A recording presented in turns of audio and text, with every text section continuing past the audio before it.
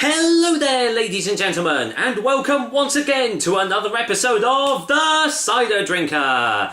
Well, I've just come off the back of doing Blind Pig's Bourbon and Blueberry. I'm not going to give anything away, so if you want to check out what I thought of that, go to my previous review. It'll be just the one on my channel page. But this time, I am trying out a company that I've been wanting to try out for a long time, and I've only just got around to doing it, thanks to Orchard Box. Most of these have been thanks to Orchard Box, actually. But there's a little twist in the tale here, because today I am trying Gibbet Oak, and it's their Falstaff and Bramley cider. However, they're not called Gibbet Oak anymore, or Gibbet Oak. I'm assuming it's Gibbet Oak. They're actually called Nightingale cider. I think it's because it's named after the owner, and Gibbet Oak is the farm which they like press and ferment their ciders. So I'm guessing they just decided to go for a bit of a name change. So this might be one of the last few bottles of Gibbet Oak cider that I'm going to be reviewing. I'm sure you'll still be able to get some out there, but eventually this name will fade off and they will go onto Nightingale cider. So I might do re-reviews of their new name branding, see if anything's changed. But for now, yeah, as I've already said, I'm trying out their Falstaff Bramley. Comes in 500ml bottles and it's 5.6% ABV. Quite a nice, it's almost like a coffee stained label there. That's quite cool, nice and rustic. It's a medium dry cider. All our ciders are lovingly crafted from our hand-picked fruit at Gibbet Oak Farm, Tenterden in Kent. Naturally occurring sediment contains sulfites, and that's basically it. This is another one of those cider bottles that doesn't have a date on it, so...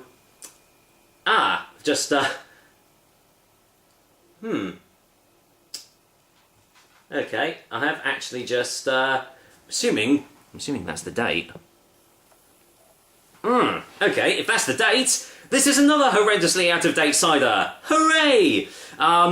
I'm sure it'll be fine. Let's get this top off and just see what I make of it. So, right, let's go in for a whiff.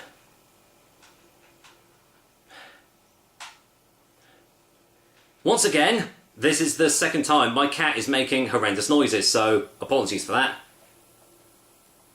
Not getting much on the nose on the bowl, so I'm just going to get this poured out then.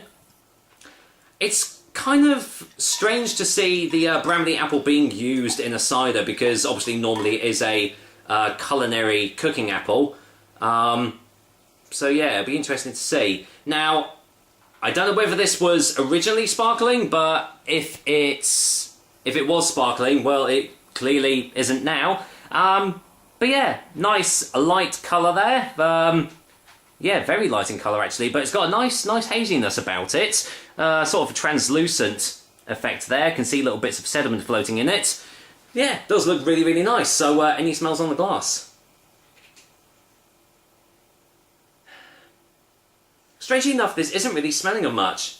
Getting a slight light, almost a floral sort of note to it.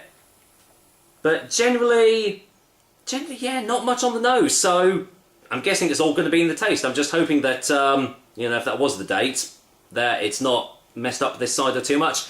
Generally, it doesn't matter, so we'll find out anyway.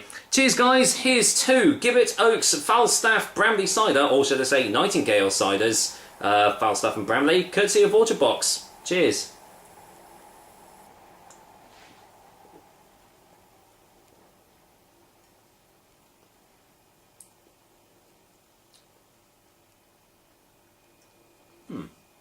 Get your second opinion straight away.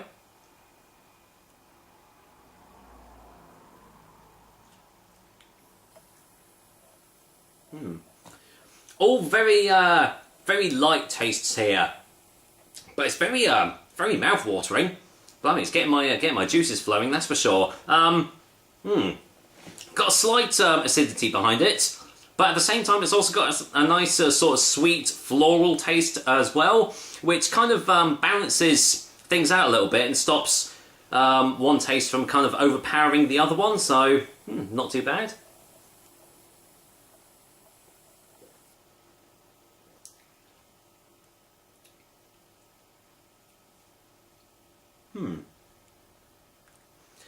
But generally, everything does seem to be quite subdued. Not sure whether this is what it's actually supposed to taste like, because, as I said, I'm kind of a little bit concerned that because it is so out of date. I mean, it's almost like almost a year out of date, which is actually kind of bad, because when it's definitely not been a year since I've had this one, so maybe it's not. Maybe that was the production date. Who knows?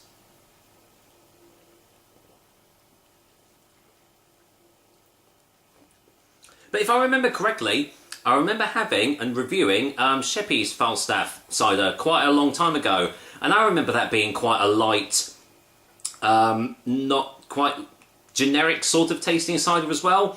So maybe the Falstaff apple isn't really that great for making ciders. I think the Bramley is what's giving it a little bit of an acidic kick behind it. But generally everything is very subdued, very light, but it does make it a really very easy drinking cider. But there's not really much going on in this, unfortunately. So let's go in for a final taste before a final verdict.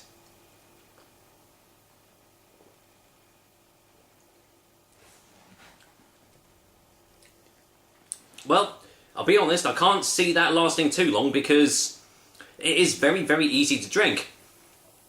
I am getting sort of a sweet sort of aftertaste behind it. Very, very refreshing, very mouth-watering. But just wish there was a little bit more character behind it, unfortunately. But some nice little tastes there, and I feel that if it was just like bumped up a little bit, you know, it would be a really, really like fantastic cider. But I just don't think the Falstaff apple is that great for making cider, because this is two now that I've had, and both have been kind of alright at best. But for now, I'm going to go and give Gibbet Oak / Nightingale's Falstaff Bramley cider a 6 out of 10. I mean, as I've said, they've probably completely rebranded and redone all of their ciders now, so it's likely they probably won't see this around for much longer. I have got another one from the Gibbet Oak brand in the drinks cabinet ready to review, so I think that's like an 8%er as well, so I'm looking forward to that. But for now, that is another episode of The Cider Drinker for you guys. I hope you liked it, and as usual, I will be back with another delicious and tasty cider soon. Till then, this is not going to last long because, well, work's been a bit of a bitch today. Take care, guys. Until next time.